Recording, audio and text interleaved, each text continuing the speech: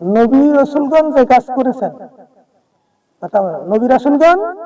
যে কাজ করেছেন ওলি আল্লাহরাও সেই কাজই করে, সেই কাজই, যদিও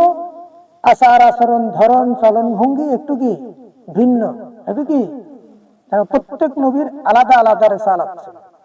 অর্থাৎ আলাদা আলাদা তাদের রীতিনীতি কানুন ছিল, এবং প্রত্যেক অলিরও এক এক ধরনের আলাদা আলাদা কানুন থাকবে, ছিল এবং থাকবে, কারণ অলিরা আসতেই থাকবে, কিন্তু প্রত্যেকটার উদ্দেশ্যই একই, মানুষকে সৎ চরিত্রবান তৈরি করা, মানুষকে আল্লাহওয়ালা বানানো, মানুষের ভিতরে লুকিয়ে থাকা সেই সত্য মহাপ্রভুকে, প্রভুর যে